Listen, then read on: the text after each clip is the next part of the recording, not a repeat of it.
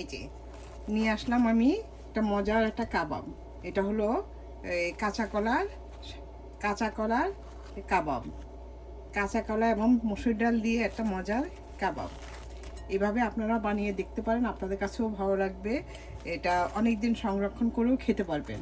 এই যে দেখুন, আপনাদের পছন্দ মতো বিকালের নাস্তা যখন খাবেন তখন যে কোনো সস দিয়ে, আপনাদের পছন্দ মতো যে কোনো সস দিয়ে এই আইটেমটা খেয়ে নিতে পারেন। আপনাদের কাছেও খুবই ভালো লাগবে। তো এভাবে আপনারা একদিন বানিয়ে খেয়ে দেখবেন যে এই আইটেমটা কতটা মজার এবং কতটা সুস্বাদু। এই যে দেখুন কি সুন্দর। এটা দেখলে কেউ কি বুঝবে যে এটা এই কাঁচা কলার কাবাব? এটা দেখলে অনায়াসে সবাই বলবে যে স্বামী কাবাব, বিফ স্বামী কাবাব। এই যে দেখুন, এটা খেতেও কিন্তু খুব মজার। আপনারা এইভাবে বানিয়ে অন্তত একদিন দেখতে পারেন, আপনাদের কাছেও ভালো লাগবে। তো এরকম এই আর আপনারা নিজেরাও খাবেন, তারপর আপনাদের সবার পরিচিতদের মধ্যে এই ভিডিওটা শেয়ার করে দিবেন যেন সবাই দেখতে পায়। তো এইভাবে আপনারাও এই বানিয়ে অনেকদিন সংরক্ষণ করেও রাখতে পারেন। তো আবার এরকম এই মজার মজার আইটেম নিয়ে আসা পর্যন্ত, ভিডিও নিয়ে আসা পর্যন্ত আপনারা সবাই সুস্থ থাকবেন, ভালো থাকবেন। আল্লাহ হাফেজ, বাই, আসসালামু আলাইকুম। কাঁচা কলার কাবাব বানানোর জন্য আমি এখানে এই সাইজের 4টা কাঁচা কলা নিয়েছি। এখন এটাকে আমি ধুয়ে তারপর সিদ্ধ দেবো। আমি এই খোসাটা কিন্তু ছাড়বো না, এই খোসা সহই সিদ্ধ করব। আর এটা আরও দিব এই মুসুর ডাল। এখানে মুসুর ডাল 4টা কলার জন্য আমি 1 কাপ, মেজারমেন্ট কাপে 1 কাপ মুসুর ডাল নিয়েছি। এটাকেও আমি ভালোভাবে ধুয়ে তারপর সিদ্ধ করব। আমি ডালটা ভালোভাবে ধুয়ে তারপরে এখন সিদ্ধ দিচ্ছি। এই যে পানিটা কিন্তু বুঝে দিতে হবে, খুব বেশি দিলে কিন্তু এই ডাল একদম ভর্তা হয়ে যাবে।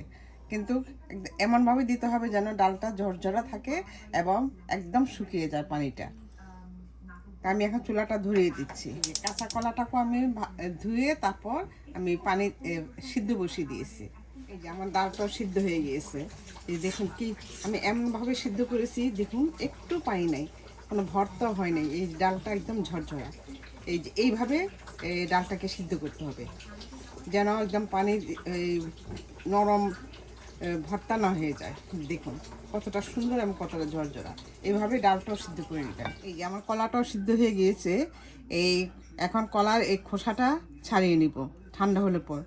এই খোসাটাও আপনারা চাইলে এটা দিয়েও আপনারা ভর্তা বানিয়ে খেতে পারেন, কারণ এই খোসার মধ্যে প্রচুর পরিমাণে আয়রন আছে। আর কলাতে তো আপনারা জানেন প্রচুর পরিমাণে আয়রন আছে। এই কলা সব মানে ভর্তা খান বা যেভাবে খান, এই কলা কিন্তু খুবই উপকারী। এখন আমি সবগুলি কলা ছিলে নিব। পেঁয়াজটাকে একটু ভেজে নিব, কারণ আমি এই কাবাবটা বানিয়ে ডিপ ফ্রিজ করে রাখবো। কারণ প্রয়োজন করে রাখার জন্য যদি এই পেঁয়াজটা একটু ভেজে দেন তাহলে কাঁচা গন্ধটা থাকবে না, খেতে ভালো লাগবে। অনেক দিন পর রেখে তারপর বের করে করে যখন খাবেন তখন দেখবেন যে এটা কোনো পেঁয়াজের কোনো গন্ধ থাকবে না। এই সুন্দর গন্ধের জন্য এখন আমি পেঁয়াজটা ভেজে নিব। আমি পেঁয়াজটা ভাজার জন্য আমি একটু এক চা চামচ পরিমাণ আমি ঘি দিয়েছি। আমি ঘি দিয়ে ভেজে নিচ্ছি। আপনারা চাইলে মানে সয়াবিন দিয়েও ভাজতে পারেন। এই ভাজার জন্য আমি মেজারমেন্ট কাপে 1 কাপ পেঁয়াজ কেটে দিয়েছি।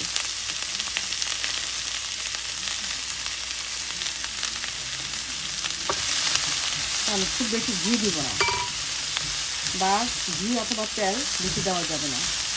এই যে আমার পেঁয়াজটাও হালকা ভাজা হয়ে গিয়েছে। এই দেখুন আমি পেঁয়াজটা কিন্তু একদম কুচকুচি করে কেটে নিয়েছি।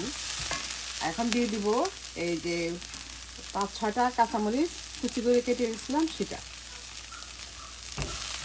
আর আপনারা যদি ঝাল বেশি খেতে চান তাহলে আর একটু বাড়িয়ে দিতে পারেন, আর কম খেতে চাইলে একটু কমিয়ে দিবেন। তবে আমি যতটুকু দিই একদম পরিমাণ মতো, বেশি ঝালও হয় না আবার বেশি মানে কমও হয় না, মিডিয়াম ঝালটা আমি দিই। এখন দিয়ে দিব আমি ধনেপাতা কুচি।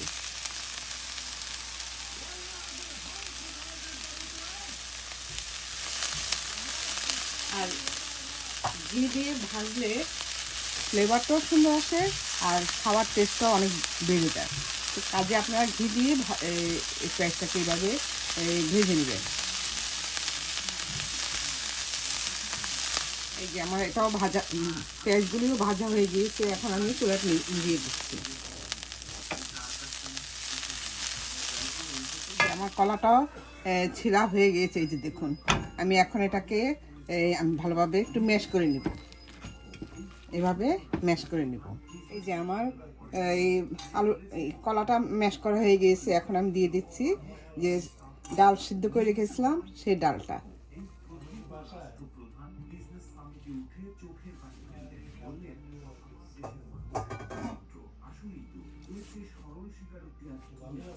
তারপর আমি দিব এই হাফ চা চামচ এই যে ধনিয়ার গুঁড়া, হাফ চা চামচের থেকেও কম হলুদের গুঁড়া। এই যে দিচ্ছি এই 2 চা চামচ পরিমাণ আমি কাবাব মশলা।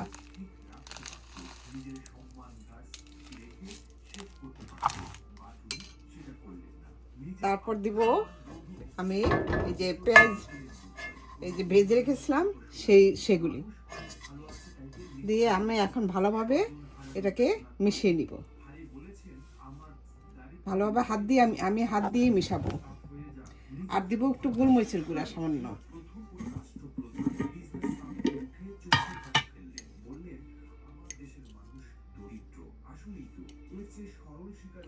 এই যে সামান্য একটু গোলমরিচের গুঁড়া।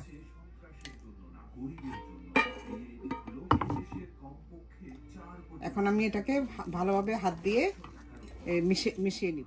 দিয়ে দিচ্ছি স্বাদ মতো লবণ।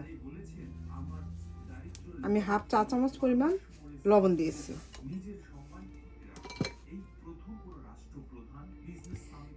আর দিব একটা ডিম ভেঙে।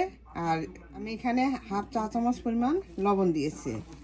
আমি এখন 2টা ডিম ভেঙে দিয়েছি, এই কারণ এখানে যেহেতু আমার 4টা কলা, আর যদি 2টা কলা হতো তাহলে একটা ডিম দিলে এনাফ। দিয়ে এখন আমি আরও ভালোভাবে এটাকে মিশিয়ে নিব, ডিমটাকে মিশিয়ে নিব। আর এটার বান্ডিংটা ভালোর জন্য আমি দিব একটু এই যে বেসন। আপনারা চাইলে কর্নফ্লাওয়ারও দিতে পারেন, তবে আমার কাছে বেসনটা দিলেই ভালো লাগে। আমি সামান্য একটু এই যে খুব বেশি দিব না, 1 টেবিল চামচ পরিমাণ আমি এই বেসনটা দিয়ে দিলাম। দিয়ে এখন ভালোভাবে মিশিয়ে নিয়ে আমি আধা ঘন্টার মতো আমি এটাকে রেস্টে রেখে দিব। আমার সবগুলি মাখানো হয়ে গিয়েছে। এখন আমি একটা সাইজ মতো এটাকে আমি গোলাকার ভাবে করব। এই যে দেখুন, এই যে এইভাবে আপনারা চাইলে ওভাল শেপও দিতে পারেন, আপনাদের পছন্দ যে কোনো শেপ আপনারা দিয়ে নিতে পারেন।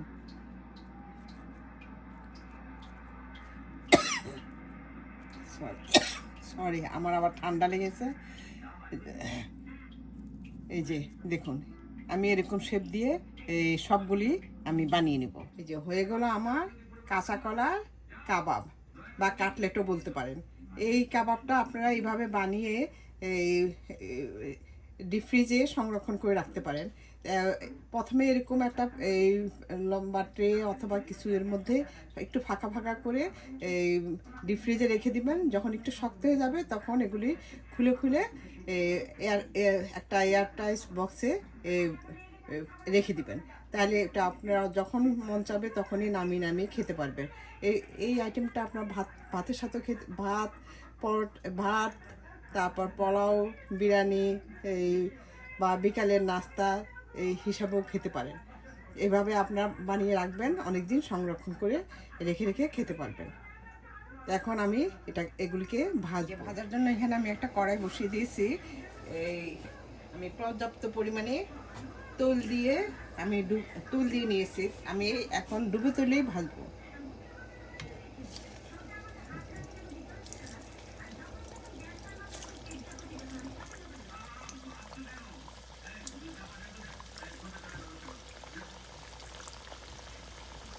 এক পিঠ ভালোভাবে হওয়ার পর তারপর উল্টাতে হবে।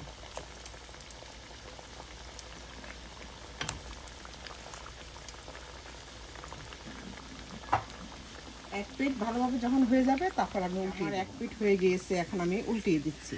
দেখুন কতটা সুন্দর হয়েছে।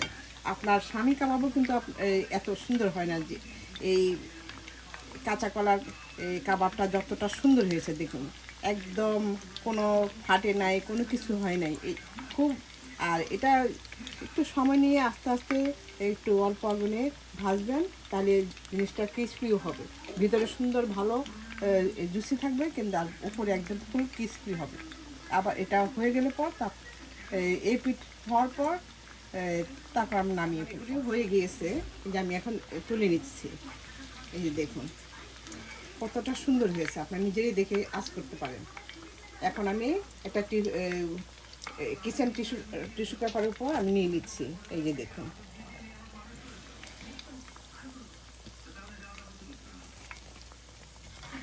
এইভাবে আপনারা বানিয়ে নিতে পারেন। আর আমি এভাবে ভেজেই তারপর ডিপে রেখে দিব, কারণ আমার এয়ার ফ্রায়ার আছে। আমি এয়ার ফ্রায়ারে পরে যখন সুবিধা মতো আমি নামিয়ে এয়ার ফ্রায়ারে গরম করে নিব।